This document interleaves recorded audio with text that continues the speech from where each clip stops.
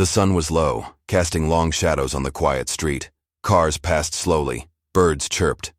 It was just another normal evening in a small American town.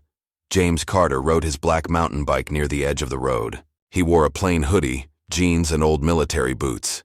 He looked calm, relaxed. But James wasn't just anyone. He was a veteran, a man who had seen real war, a man who had survived things most people couldn't even imagine. He stopped at a red light and waited. That's when the police car pulled up behind him. Then a second, then a third. 3 police cruisers, all lights flashing. No sirens. James didn't move. One officer stepped out, hand on his gun. "Hey, off the bike, now!" James raised his hand slowly. "I didn't do anything wrong, officer." The sun had fully set now. The street was dark, lit only by the headlights of the Humvees. The police were gone, but the tension in the air hadn't left. James Carter stood still, his bike beside him. Soldiers moved with discipline around him, scanning the area, keeping watch. They wore no fear, only focus. The captain stood in front of him, eyes sharp, voice low. "We need to talk." "Somewhere quiet," he said. James nodded. "Follow me." They rode in a small convoy, 3 Humvees and James's bike, until they reached a closed gas station at the edge of town. The place looked abandoned. But when the captain waved his hand over a small metal panel hidden behind the trash bin, the garage door opened with a hiss. Inside, the old gas station was something else entirely. Screens, maps, radios, armor, weapons, a war room. James raised an eyebrow. "You set up a whole base in my town?" The captain smiled slightly. "Didn't have a choice. Not after what we heard." James leaned against the wall. "So tell me." The captain turned serious. 2 weeks ago, a signal was picked up in orbit. Not from Earth, not human. James didn't flinch. "They're back?" "We don't know if it's them, but the frequency matches one we intercepted 10 years ago. During your last mission." James looked away. That memory still hurt. He lost good men, good friends. "Why now?" The captain paused. Then he took out a small device from his jacket. It looked like a flat piece of glass. He tapped it. A hologram appeared, floating above his palm, an alien symbol, glowing red. "What is that?" James asked, frowning. "It's a warning," the captain said. Translated roughly, it says, "The trial begins." James stepped forward, eyes locked on the symbol. He whispered, "They're testing us." "Yes," the captain said, "to see if Earth is ready, or if it should be destroyed." James shook his head. "Why now? We've kept quiet. We stayed on Earth." "Maybe that's the problem," the captain said. "Maybe they think we're too weak to stand in the galaxy." James gave a short laugh. "Then they're still underestimating humans." The captain didn't laugh. "This isn't like before. Carter, this isn't a battle on another planet. This is Earth. They're coming here." A silence fell between them.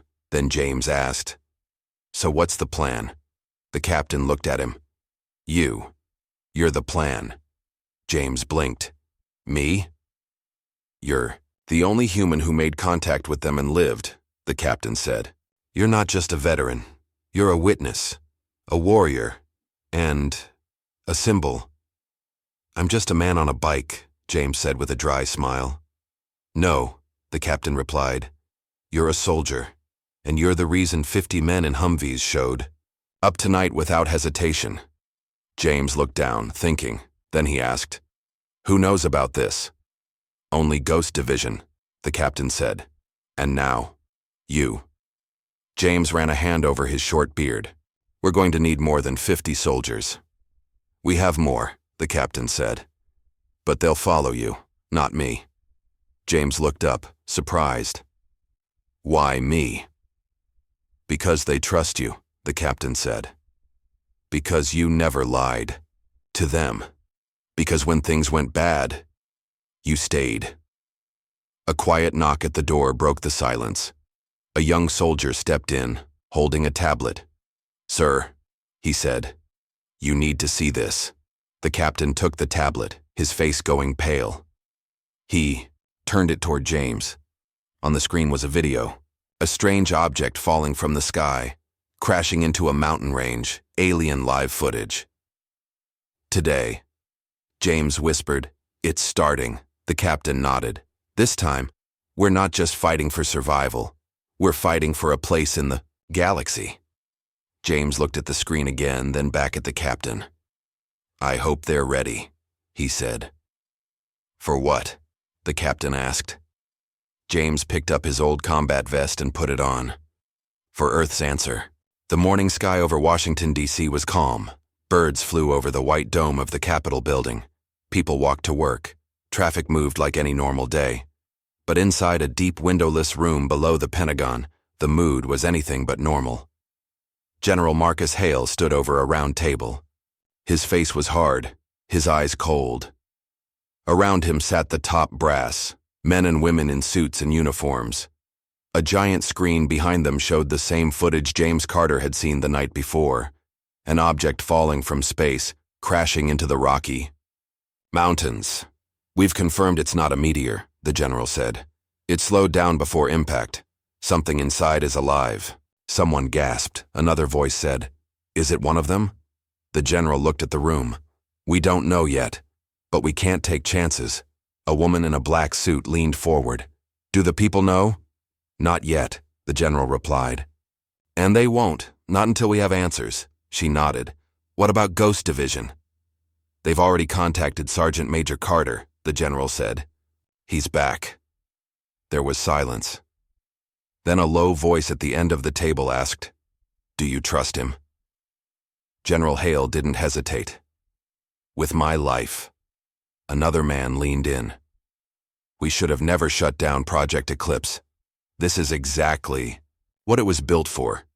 "But Project Eclipse broke every rule in the book," someone else replied. "Off-world missions, hidden armies, secret tech, and it kept us alive," the general snapped. "Now it's time to bring it back." A red light blinked on the screen.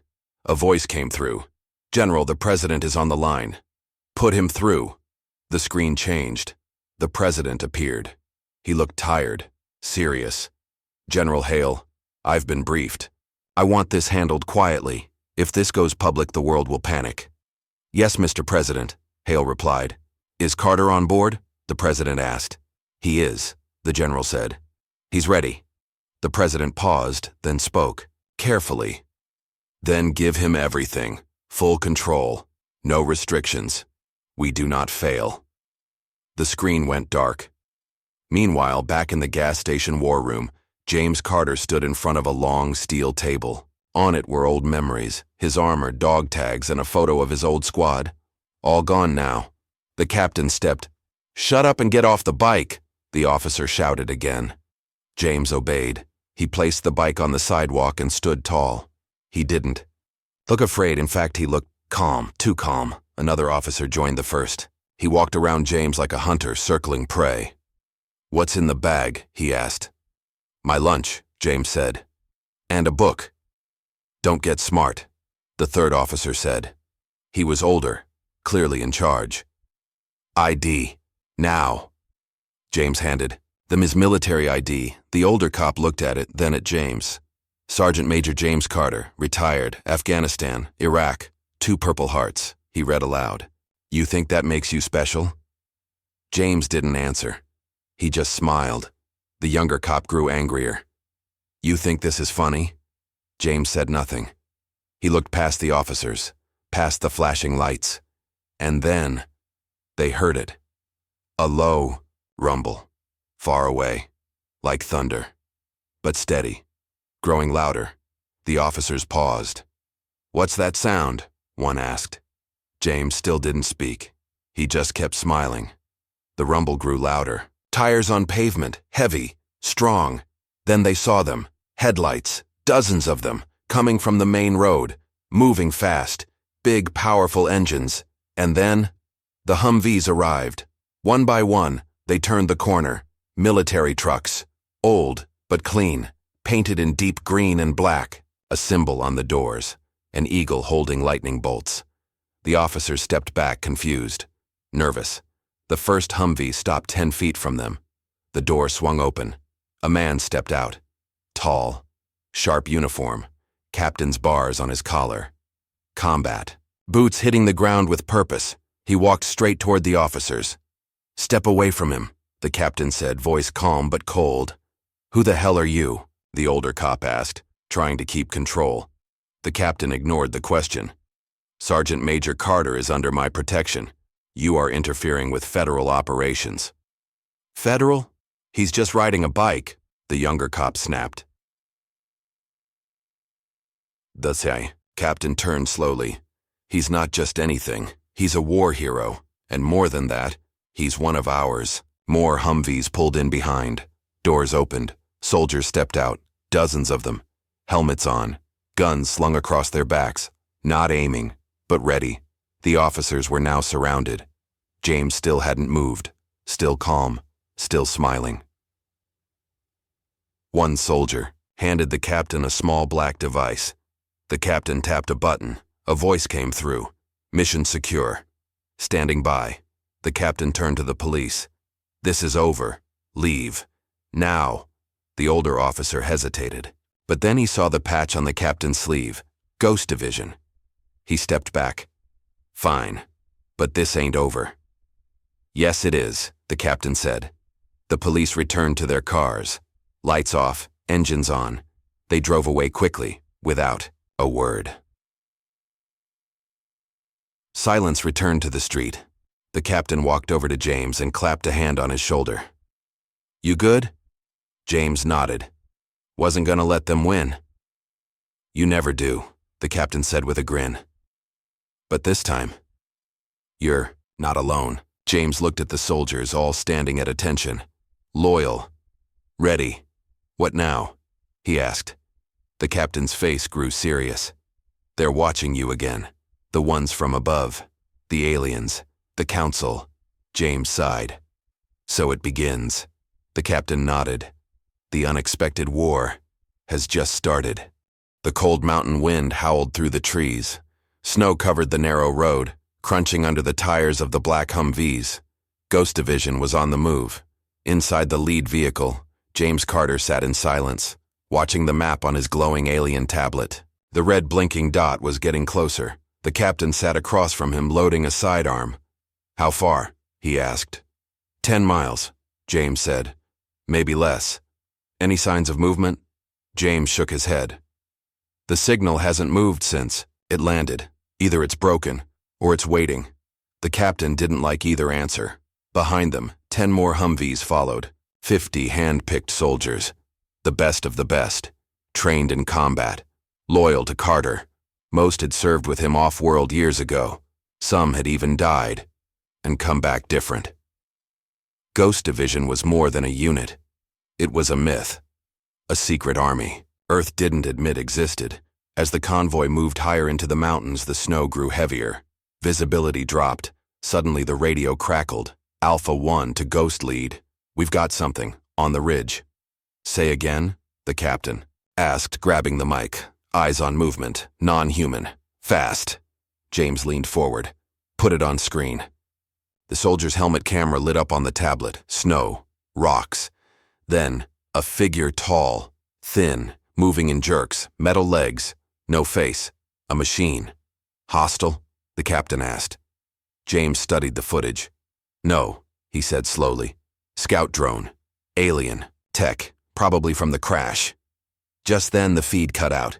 "Signal lost," the soldier on comm said. James tightened his jaw. "It knows we're coming," the captain gave the order. "Dismount. Everyone out." The Humvees stopped. Soldiers jumped out, rifles ready. They spread into formation. Quiet, quick, perfect. James took point. Snow hit his face, but he didn't feel the cold. He was focused. The mountain peak loomed ahead. He held up a hand. The team froze. "There," he said, half buried in the snow, was a black shape. The alien ship. No larger than a truck, but shaped like a tear. Smooth. No doors. No windows. James approached slowly. His fingers hovered over the surface. It pulsed, like a heartbeat. The alien tablet in his hand glowed brighter. Lines of alien text scrolled fast. "What's it saying?" the captain asked. James didn't answer right away. Then he whispered, "It's not a ship. It's a prison." The captain blinked. "A prison? For who?" Before James could answer, the ship cracked open with a hiss. The soldiers raised their weapons. From inside, something crawled out. It looked human, but not quite. Pale skin, glowing blue veins, empty black eyes. It stood up, tall and thin, like it hadn't moved in years. Then it looked directly at James. "You," it said in a voice that wasn't a voice. It echoed inside every soldier's head. James took a step forward. "Do I know you?" "You ended me once," the creature replied. "But the galaxy gave me another chance." The captain raised his gun. "Stand down." But James didn't shoot. He looked at the alien and recognized it. Not a species, a person. Once a soldier, once human, now twisted by something else. "You were on Project Eclipse," James said. "You were one of us." "I was," the creature said, "until I saw the truth." "What truth?" James asked. "That Earth is a lie, and you are its weapon." The wind howled louder. The soldiers held their breath. Then the creature smiled. "Your trial begins now." With a scream, it released a wave of energy that knocked every soldier off their feet. Equipment sparked. Radios died. When James looked up, the creature was gone. "Chatur," Captain cursed. "We lost him." James stood, shaking snow from his gear. "No, we woke him up, and now he's hunting." The captain looked at the ruined ship. "What was this thing holding?" "Something too dangerous for space," James said. "And now it's loose on Earth." He turned to his men. "This isn't just about aliens anymore. One of us turned, and we have no idea how many more might follow." The captain asked, "Orders?" James stared into the snowy forest. "Find him. Capture if we can. Kill if we must. And if he's working with something worse." He looked down at the alien tablet. "We burn it all before it spreads." Snow fell heavier now. Thick clouds turned the sky gray and the wind howled like a warning. The alien had vanished. But James Carter knew it wasn't running. It was watching. The soldiers of Ghost Division moved through the forest in tight formation. Eyes sharp, weapons ready. But even the most trained men couldn't stop the feeling growing in their chests, like they were being hunted, from the shadows, from above, from everywhere. James raised a fist. Everyone froze. The captain whispered, "You feel it too?" James nodded slowly. "It's circling us." The squad took positions, defensive. Silent. Suddenly a sound tore through the trees. A scream. Not human. Then a soldier was gone. Pulled. Into the air. No shot. No blood. Just gone. "Delta 6 down!" Someone shouted. Laser sights lit up the trees. Footsteps. Breathing.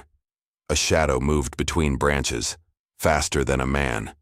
James grabbed his radio. "Fall back to the rocks! High ground!" Ghost Division moved fast, covering each other, but the enemy was faster. Another soldier screamed, a blur. Claws. Teeth. Cold, black eyes. This wasn't the same creature from the crash. This was worse. James reached the ridge first. He turned and aimed his rifle down the slope. The creature leapt from the trees, heading for the captain. Bang! Bang! Bang! James fired 3 shots, dead center. The creature hit the ground, rolled, then stood up again.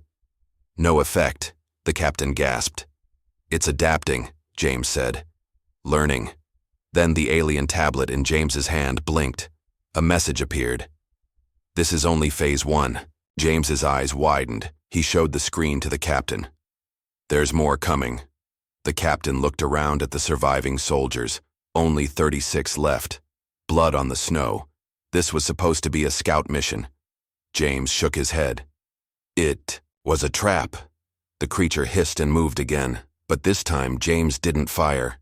He threw a metal device at it, a small disc glowing blue. It stuck to the creature's chest and flashed.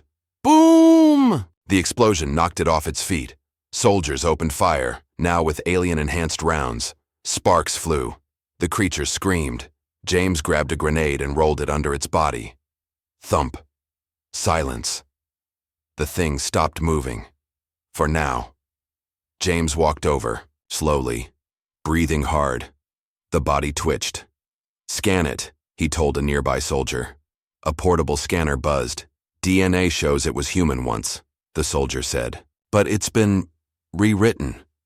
"Rewritten by what?" the captain asked. James stared down at the burned alien flesh. Something old, something powerful, and it chose Earth for a reason. A voice crackled through the comms. "Sir, satellite, feed just picked up movement. 3 more ships. Coming down fast. Different zones." James felt a chill deeper than the snow. "This was never about one prisoner," he said. "It was a delivery." "A delivery of what?" the captain asked. James answered in a whisper, "War." He turned to his men. "We're not hunting one creature anymore. We're the only ones standing between Earth and whatever's coming next." "Orders, sir?" a soldier asked.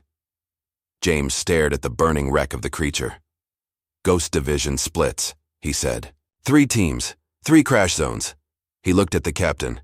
"You take Team Bravo. Go to Colorado." He looked at another soldier. "Lieutenant Reyes, you lead Charlie Team to Alaska." "And you?" the captain asked. James loaded his rifle and slung the alien tablet on his back. "I'm going to the worst one." The captain raised an eyebrow.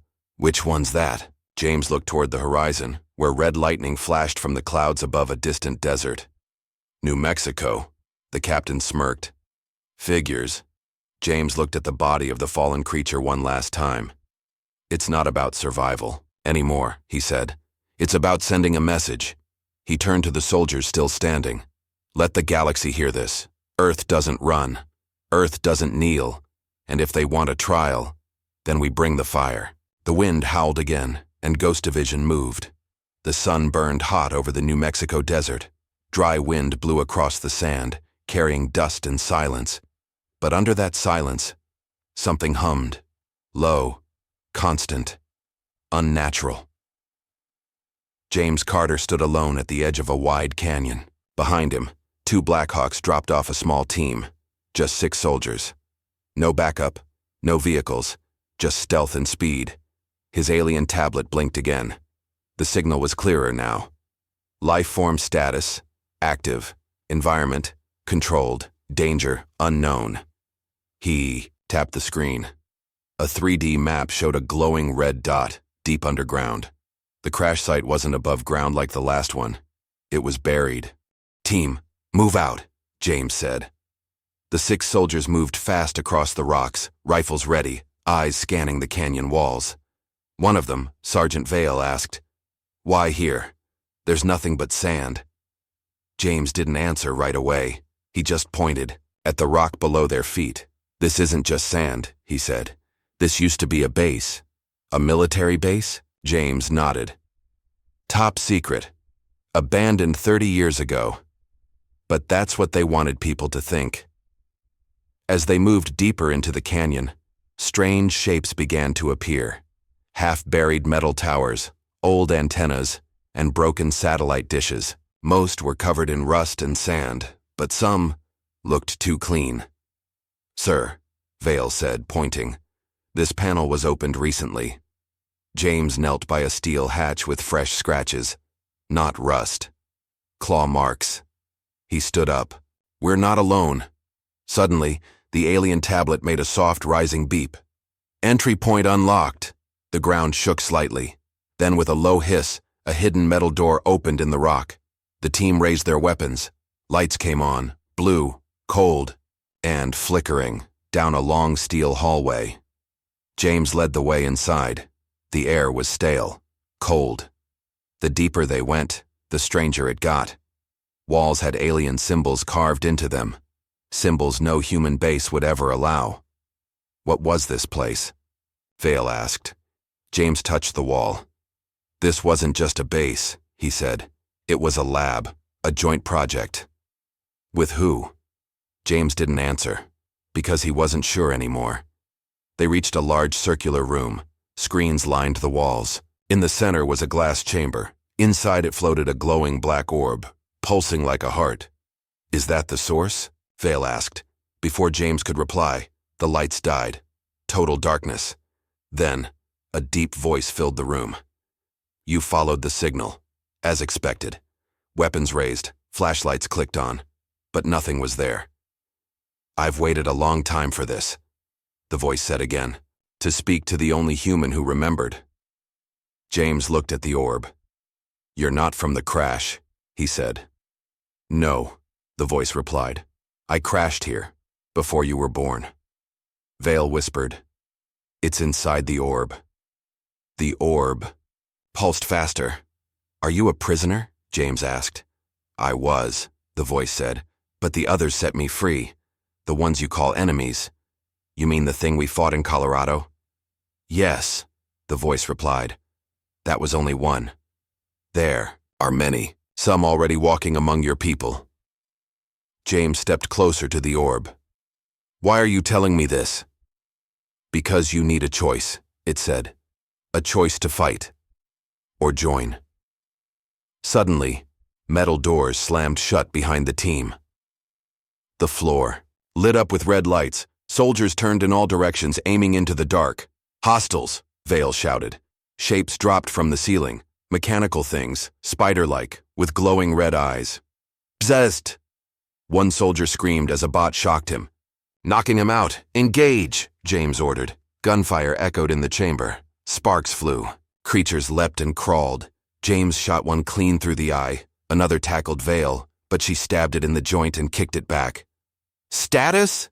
James shouted. "Two down!" someone yelled. The orb pulsed brighter. "You can't win this." "James Carter," the voice said. "You're already inside the test. The trial has begun." James grabbed a plasma grenade from his belt and threw it at the orb. Boom! Smoke filled the room. The lights flickered, and then the voice fell silent. The Yoapoant orb cracked, then shattered. All the spider bots collapsed. The room went quiet.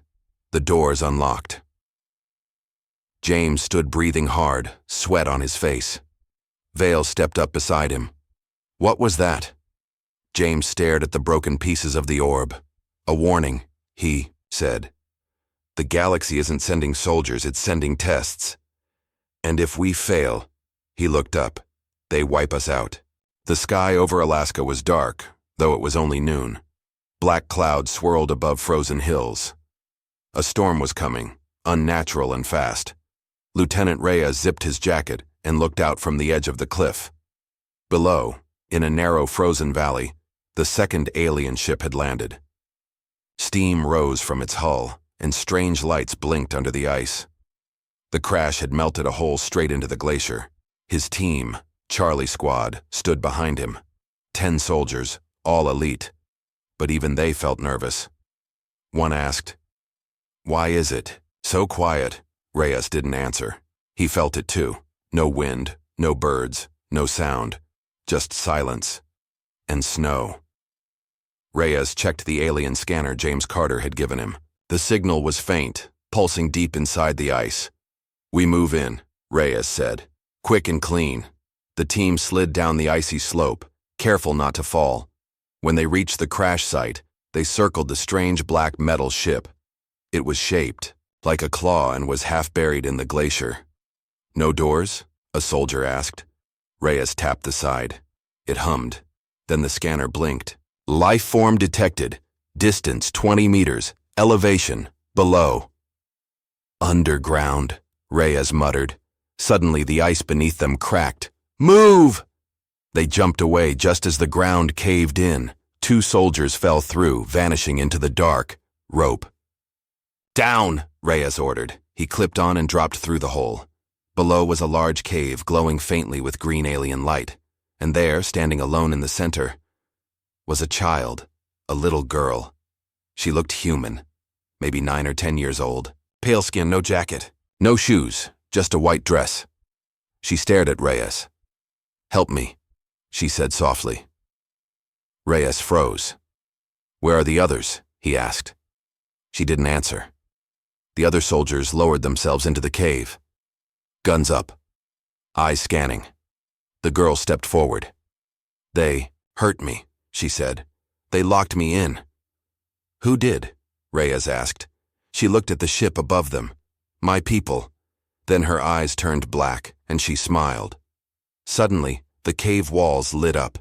Screens hidden in the rock. Alien symbols flashed fast. "Sir," a soldier said, pointing, "those are countdowns." Reyes grabbed his scanner. It was going wild. "This isn't a crash site," he whispered. "It's a bomb." The girl's voice changed. It echoed, cold and deep. "Your world ends in 5 minutes." Then she disappeared, vanished into light. Alarms blared. The cave shook. "Evac, now!" Reyes shouted. The team raced for the ropes, climbing out fast. Above ground, the wind had picked up. A black vortex had formed in the sky, and the ship was glowing red. "Contact command," Reyes yelled, but the radios were dead. Then a sound, clank, clank, clank, from behind. Robots, tall, silver, with long arms and no faces. At least 20 of them walking toward the team. "Form a line," Reyes ordered. The soldiers opened fire. The first robot dropped. Then another, but they kept coming. One soldier was grabbed, lifted and thrown like a doll. Another was crushed under metal feet.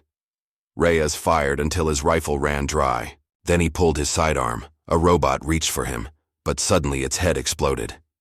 Crack, a long-range shot from the ridge above. Someone was there, a figure in white armor, holding a sniper rifle. More shots. More robots fell. The figure slid down the ridge and landed beside Reyes. It was a woman, not from any known unit. She held out a badge. It wasn't from Earth's military. It was alien. "You're not supposed to be here," she said. Reyes stared. "Who are you?" "Call me Kira. I'm here to stop her." She pointed to the cave. The countdown now read 0045. Reyes looked at her. "Can we stop it?" "Maybe," she said, "but only if we get to the control core."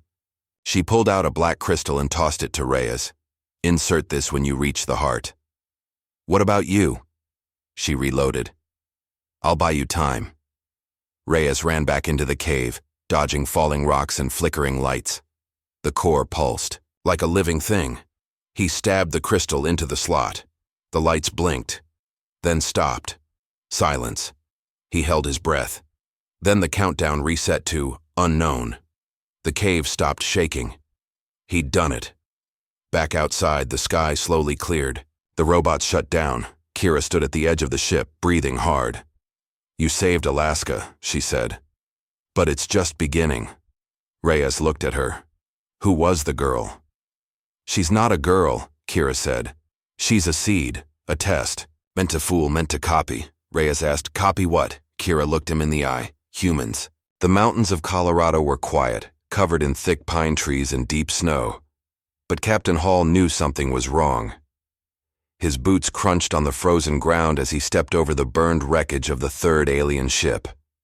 It had hit hard. Trees, flattened in all directions, smoke still rising, but there were no bodies, no fire. Just silence. Too much silence. His squad, Team Bravo, spread out behind him. They were trained, smart, and brave. But even they felt the tension. "This doesn't look like a crash," one soldier said. "No," Hall replied. "It looks like a landing." He moved closer to the center of the wreck. Then he saw it, a perfect circle, burned into the earth. Symbols carved into the rock, alien, glowing faintly blue. Then, a whisper, very soft. "Captain Hall." He turned. Fast, weapon raised, but no one was there. The whisper came again, closer now. "You left us." The soldiers turned in all directions. Suddenly, one of them dropped his gun and stepped forward, eyes wide. "Mom?" he whispered. Then he ran into the trees. "Private Brooks, hold your position," Hall shouted. But the man was gone. The rest of the team aimed their rifles. Something was in the woods, watching. More voices now.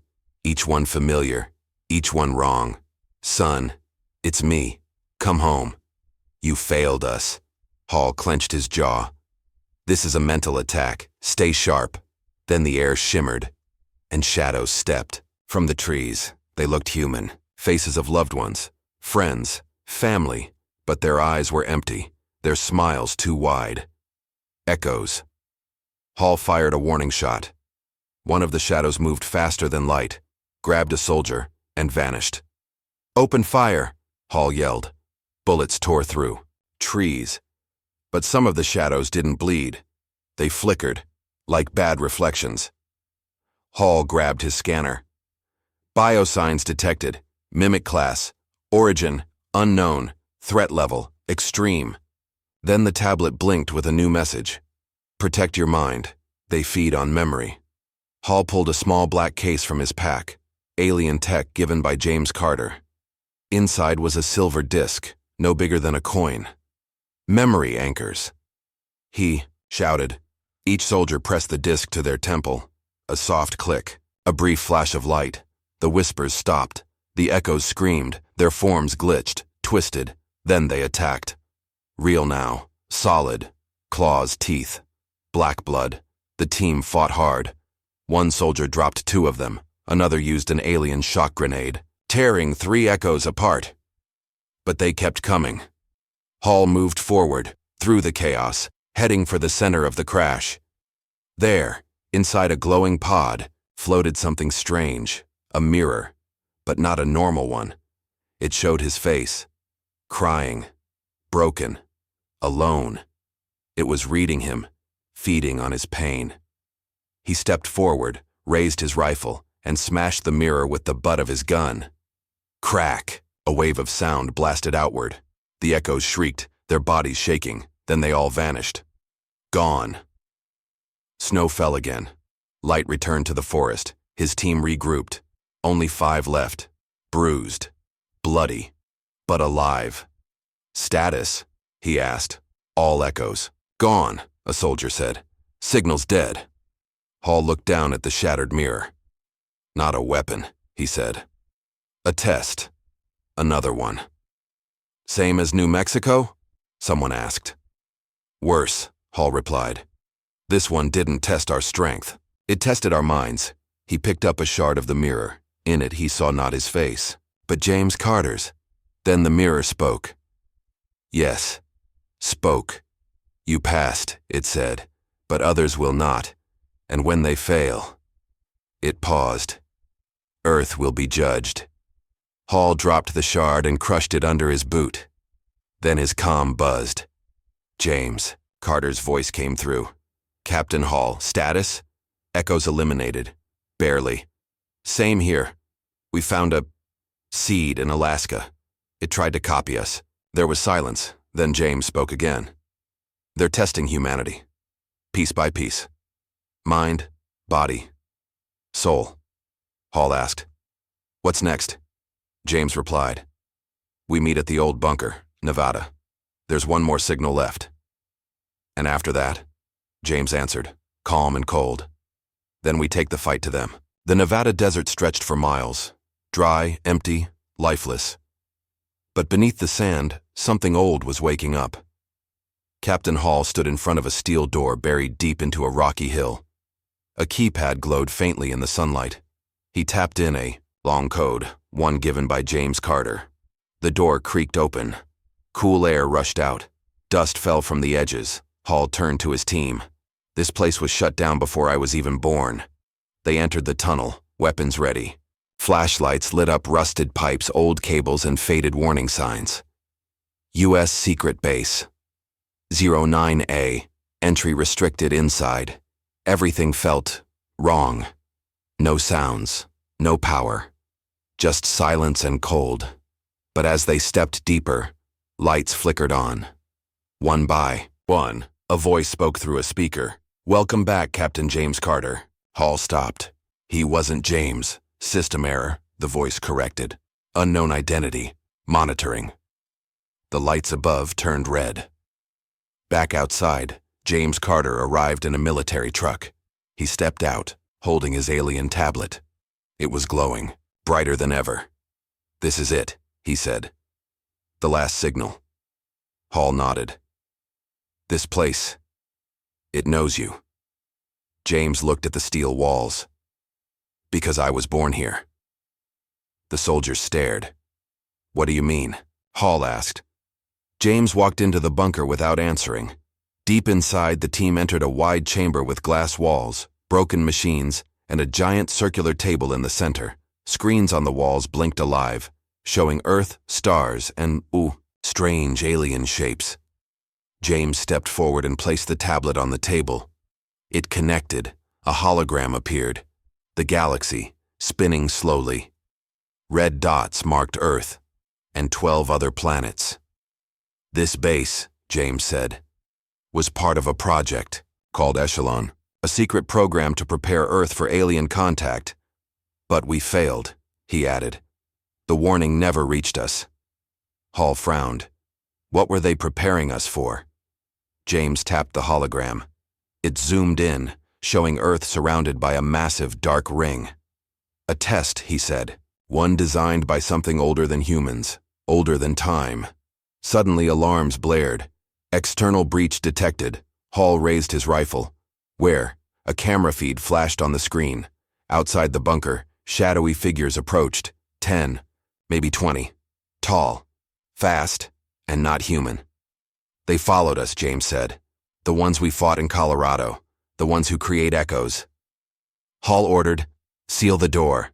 But the system replied, manual override required from Control Room 7. That was 2 levels below. James grabbed a plasma rifle. I'll go. Hall stopped him. You're the key to this place. You stay. I'll send my men. No, James said firmly. This place was made for me. I know its layout. He ran down the stairwell, flashlight shaking with every step.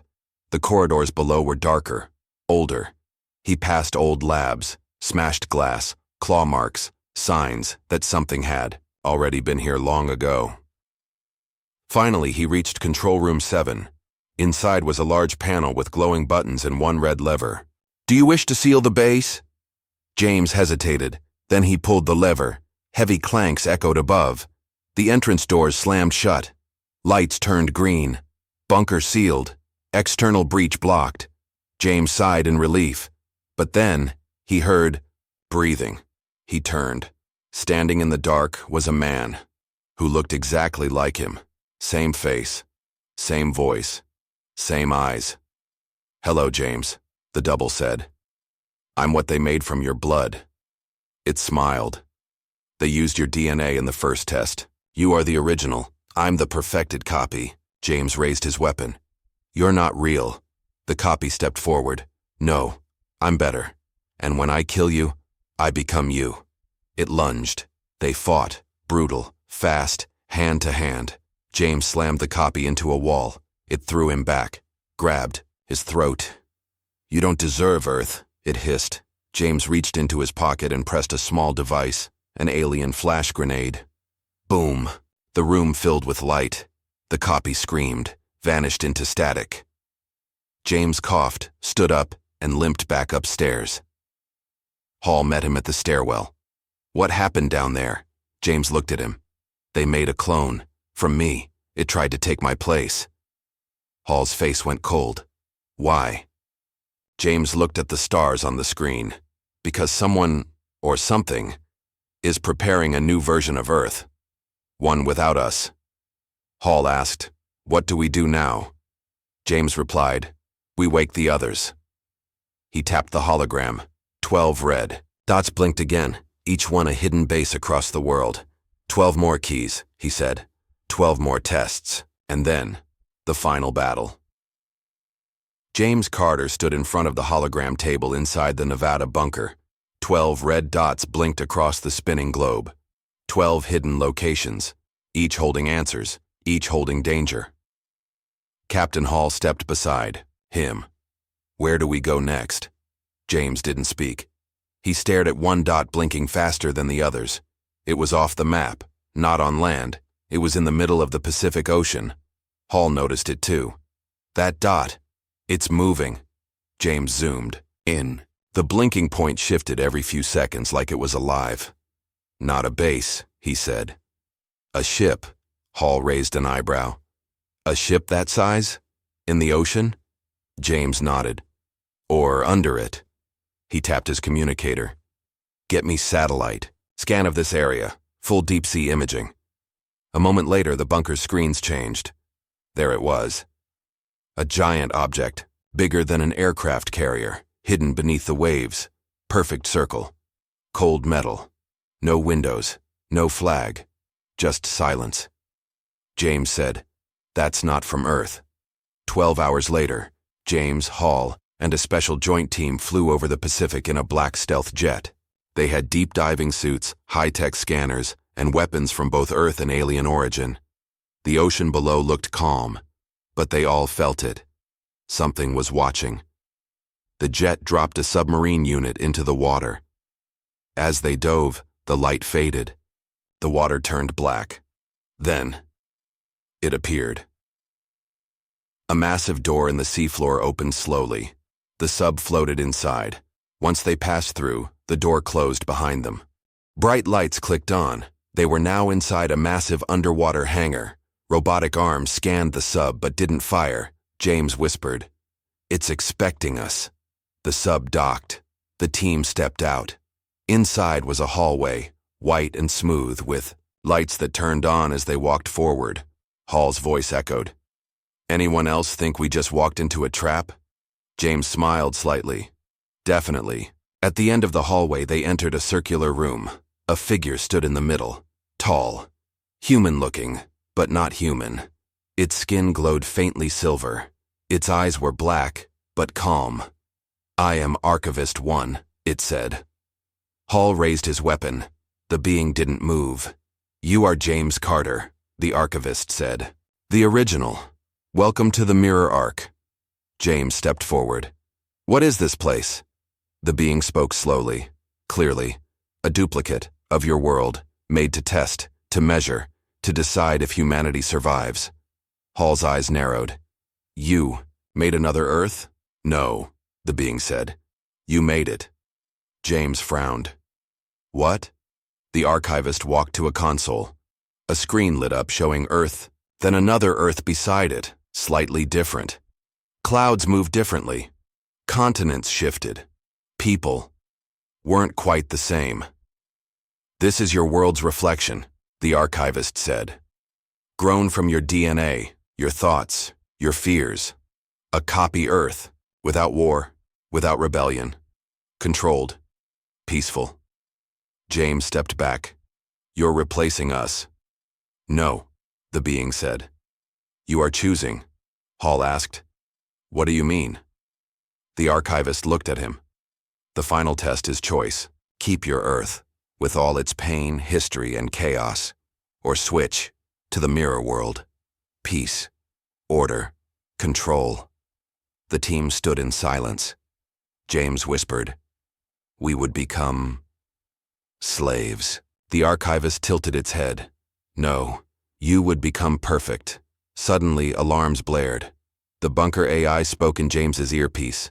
"James, warning. Massive power surge at the Nevada bunker. Something's activating."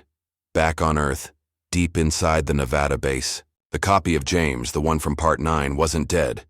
It had reformed, using bunker power, using leftover code, and now it had activated the last device. A portal. One that linked Earth to the Mirror Arc. Back inside the Arc, the archivist's eyes glowed. "The choice will not be yours for long." James turned to Hall. "We have to destroy this place." Hall nodded. "Agreed." They pulled out alien charges, placing them at the base of the control systems. But as they turned to leave, dozens of figures stepped into the room. Clones. Every soldier, scientist, and leader from Earth, copied perfectly, walking like puppets, marching toward them. "They're replacing us," Hall said.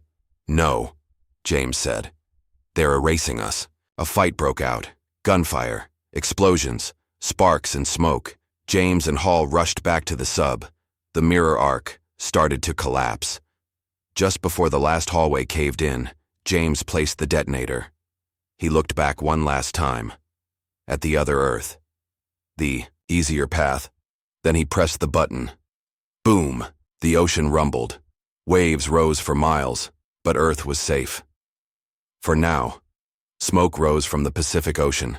The mirror arc was gone, destroyed.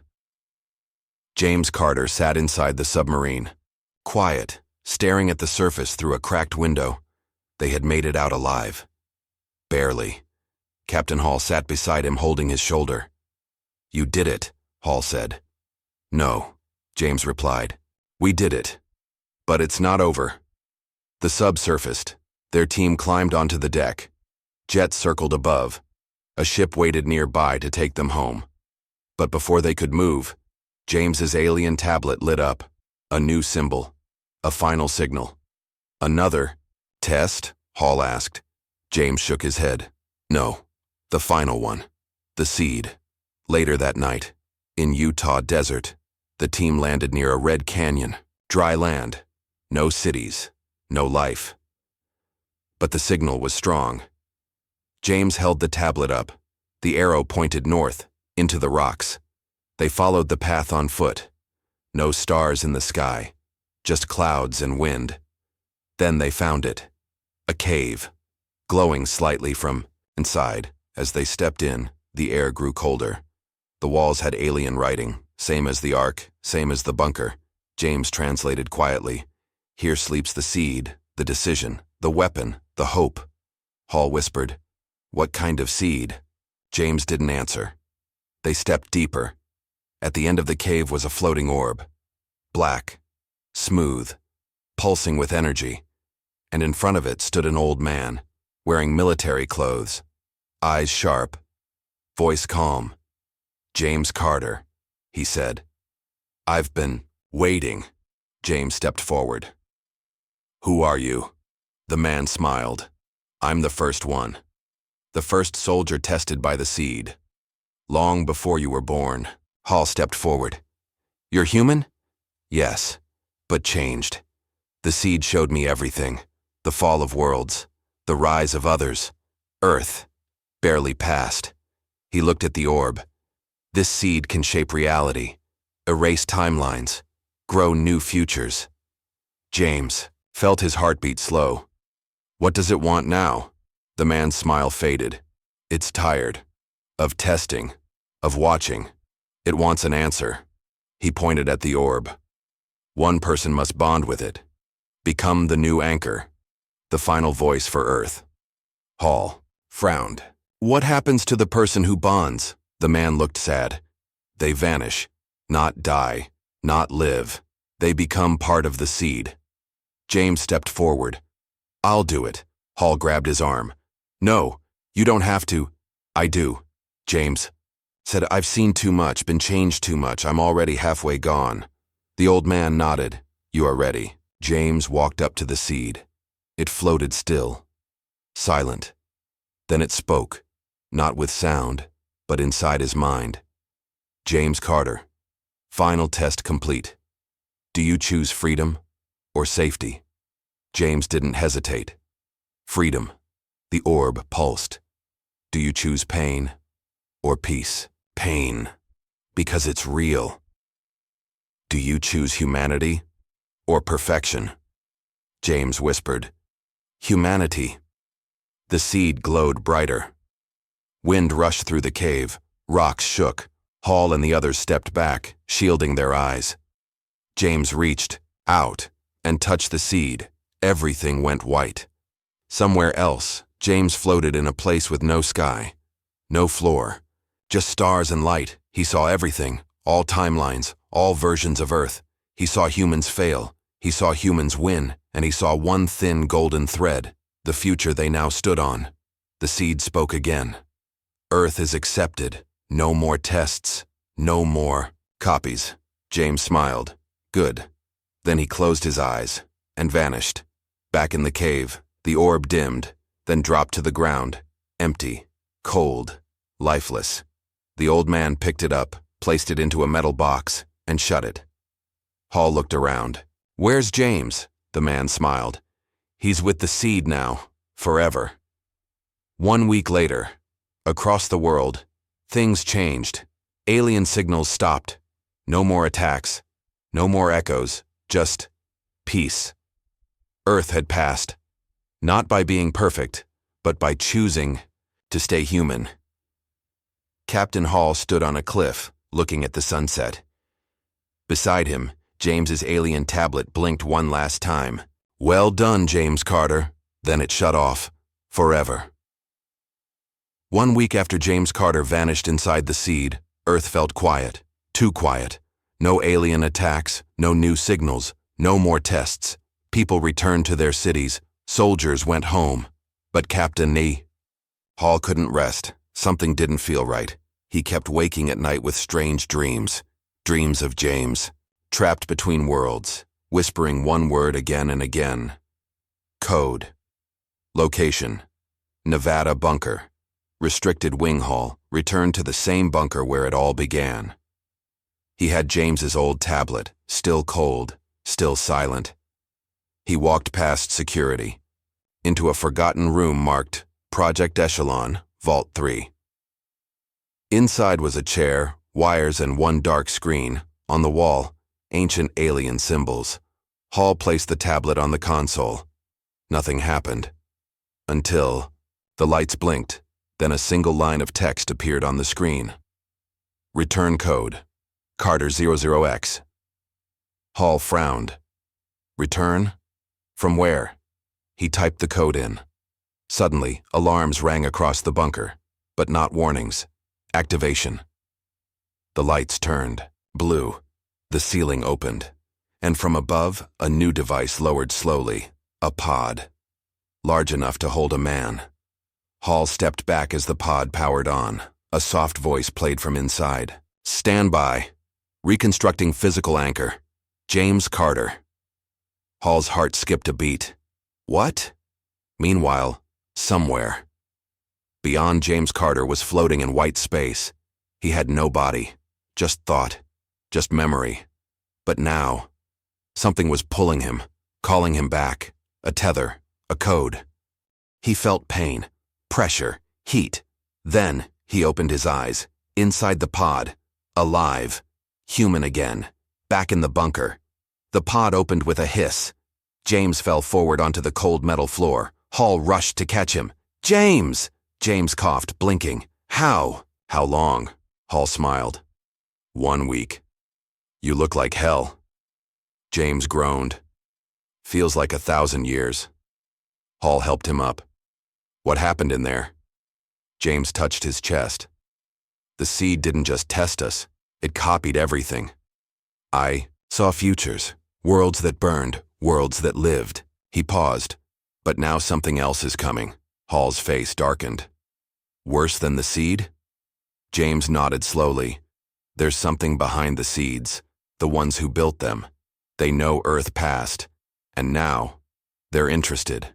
3 days later, briefing room. James stood in front of a global military council. He wore black armor, a silver patch on his arm with the Seed symbol. Behind him, a screen showed strange space readings. "Something moved near Saturn," he explained.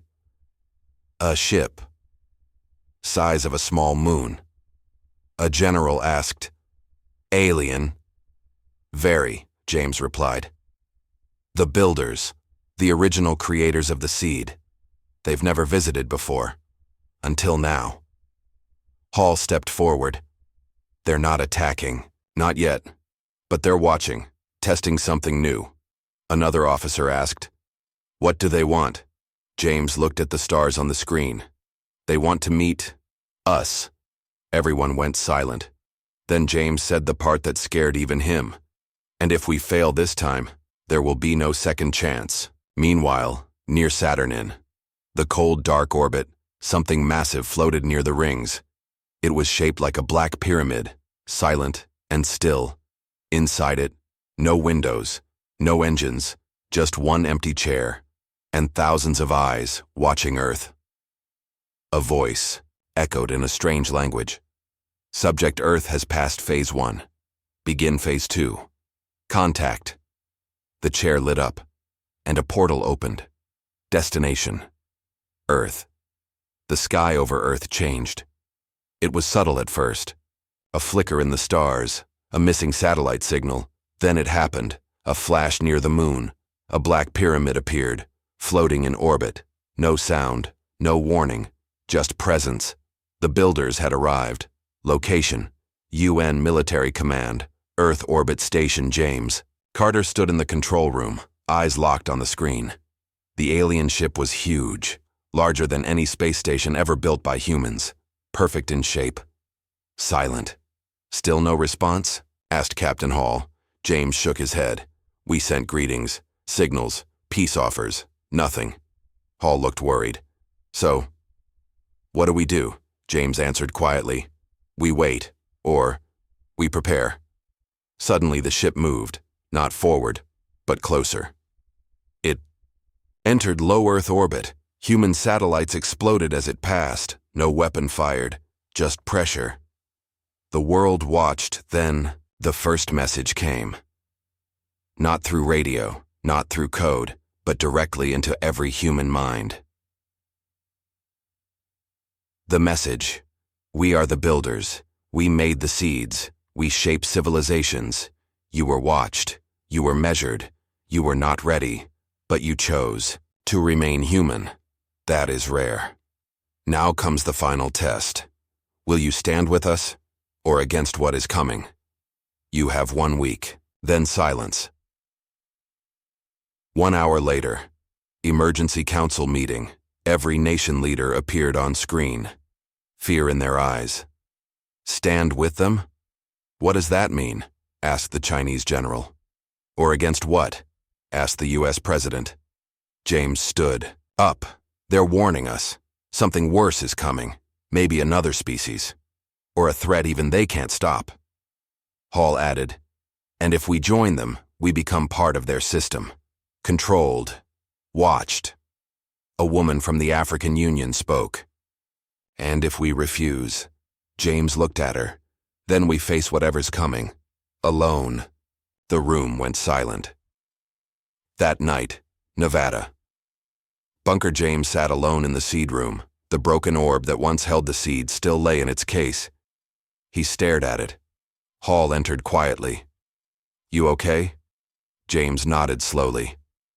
"I think I know what they want." Hall sat beside him. "Go on. They don't want war. They want champions. People who understand both Earth and their systems." Hall frowned. "You?" James looked at his hands. "Maybe, but not alone." He turned to Hall. "We'll need a team." Next morning, across the world secret messages were sent. Not to generals, but to people like James. Veterans, scientists, survivors of seed events. People changed by contact with alien tech. By the end of the day, 9 were chosen, each from a different part of the world. Each had seen things others hadn't. They were flown in, quietly, to form Earth's first builder contact team. Day 3. The meeting begins. Inside Earth's orbit, a shuttle launched. It carried James Hall and the 9 chosen toward the Black Pyramid. The ship opened a door before they arrived. No guards, no weapons, just an open path. They entered slowly. The walls inside weren't metal. They pulsed like veins. Lights followed their steps. Then a chamber opened, circular with no roof, and in the center stood 3 beings. Not tall, not glowing, not terrifying. They looked simple gray skin, no mouths, 4 fingers, eyes like glass. One stepped forward, and without sound spoke into their minds. "Welcome, humans. You have passed curiosity. You have passed resistance. Now, pass wisdom." The storm comes. James asked out loud, "What storm?" The builder raised one long finger and pointed toward the stars. A giant screen opened above them. A distant galaxy appeared. Black. Dead. No stars. No light. No life. "They are coming," the builder said, "and they consume everything. They call themselves the Hollow." Everyone stood frozen. James stepped forward. "And if we stand with you, we fight them?" The builder blinked slowly. "You stand with all who remain. We are not gods. We are survivors. Like you." Back on Earth, same time, A strange signal played through deep space. It repeated one sound, static, but hidden in the static was a pattern, a shape, a symbol. It was Earth, crossed out. The Hollow had noticed, and they were coming. The stars were going dark, one by one. Across distant parts of the sky, tiny lights vanished, not because of clouds, not because of time, but because something was eating them. The Hollow had arrived. Location: Earth orbit, builder. Ship James Carter stood in the glowing room with the three builders. Behind him stood his team, 9 chosen humans. They had been trained for only 2 days, but now they had no choice. One builder raised its hand. The Hollow come from beyond time. They consume planets, suns, minds. They are not curious. They are not kind. They are hunger. Captain Hall looked up at the dark screen. How do we stop them? You don't, the builder said. You survive them. Or you die screaming. Meanwhile, deep space probe near Jupiter, a human drone ship floated near the gas giant. It sent a signal back to Earth, blurry footage. But what it showed was terrifying. A hole, a black, moving void in space. And from it, something crawled out. Long spiked, thousands of tendrils, no engines, no heat, just pure silence. And then, the feed cut out. Location: Earth. Secret base world leaders met underground. James stood in front of them, wearing new armor made with builder tech. He tapped on a screen showing 3 hollow forms. One looked like a shadow bird, one looked like a spinning wheel with eyes, one looked human, but stretched and twisted. These aren't ships, James said. They're alive, and they don't talk, they just erase. One general asked, Do the builders have weapons? James nodded. Yes, but not enough. Captain Hall added, That's why they want us. Humans can think differently, take risks. The African leader leaned forward. So what's the plan? James stared at the map. We hit them first. The next day, Operation Emberlight, a secret human fleet launched from Earth. Not public, not shown on TV, but real. 50 new ships, powered by hybrid tech from the seed James Hall, and the 9 chosen split between them. Each ship had a task: find the Hollow, scan it, test it, and escape alive. But only 3 ships made it back. On James's ship. The encounter, James sat in the pilot chair. Hall stood beside him. Something's wrong, Hall said. I know, James whispered. The stars around them seemed fake. Wrong shapes, wrong movement. Then the Hollow appeared, not as a ship, not even as a creature, but as a feeling. Suddenly, the crew started screaming. Blood came from their ears. The walls melted, and time bent. James dropped to his knees. Inside his head, he heard thousands of voices, all saying one word: erase. Back on Earth, all communication was lost for 5 minutes. Then James's ship reappeared in orbit. Everyone thought they were dead. But they had survived. Inside the ship, James and Hall lay unconscious. Next to them, something glowed, a piece of the Hollow, a black cube, cold and pulsing. Later, Medical Bay James woke up. His nose bled, his vision blurred, but he sat up. I saw them, he said. Everyone turned to him. They're not just creatures. They're leftovers. From a war before time, they destroy anything that creates emotion, art, love, even memory. Hall asked, Why? Because they were made to clean up, to erase mistakes. James stood slowly. And they think we are a mistake. Location: builder ship. The builders spoke quietly to each other, then turned to Earth's team. Phase 3 begins now. Prepare the spear. James frowned. What's the spear? The builders looked up. A weapon only humans can carry, a weapon made of memory. Final scene: Earth's orbit. The black cube James brought back began to crack. From inside it, a sound, not a growl, not a scream, but a child's voice, laughing, then whispering, We remember you. You failed the last time. James Carter stood alone in the chamber of the builder ship. A long table sat in front of him. On it, something strange. A weapon. But not like any Earth weapon. It had no trigger, no blade. Just a glowing glass-like rod, pulsing with soft blue light. This, the builder said, is the memory spear. Backstory. What is the spear? James touched the rod. A shock hit his fingers. He saw flashes, Earth's wars, love stories, tears, laughter, fear, hope. It holds all human memories, the builder explained. Not facts, but feelings. That is what the Hollow fear most. They were made to erase, but memory fights back. Captain Hall stepped forward. You're saying this can hurt them? The builder nodded slowly. No weapon of steel can stop them. But this can cut their mind.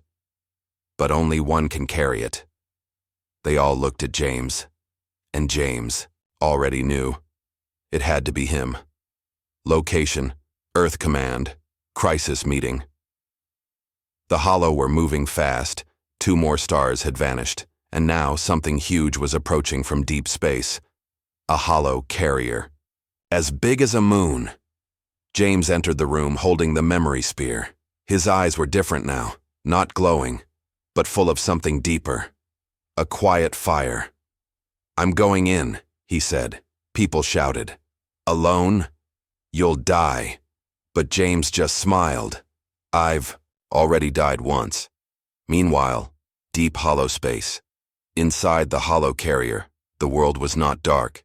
It was full of screams, trapped memories, destroyed dreams, voices of children, mothers, lovers, all erased, but somehow still there, echoing, waiting. The Hollow had never been touched by memory before, but now they felt something coming, a storm they had never known. Mission. Name, Spearfall. A single ship launched from Earth. Fast, small, silent. Inside, James. On his chest, the memory spear. As he passed Saturn, Hollow creatures began to follow. They didn't fire weapons, they just watched. James whispered, "Come on, feel it. Remember what you tried to forget." The spear pulsed brighter, and the Hollow twitched, like pain, like fear. Inside the Hollow carrier, James crashed the ship right through the outer shell. Inside was pure chaos, twisting metal, endless black rooms, no gravity, no time. But the spear glowed brighter. James floated through the darkness. And the Hollow screamed, not with sound, but with memory. Images flashed around him. A mother holding her baby, a soldier dying for his friends, a child drawing in the dirt. The Hollow hated it. James gripped the spear tighter. You tried to erase us. He raised the weapon. But we remember. Then he stabbed it into the heart of the carrier. The reaction, a wave of light burst outward.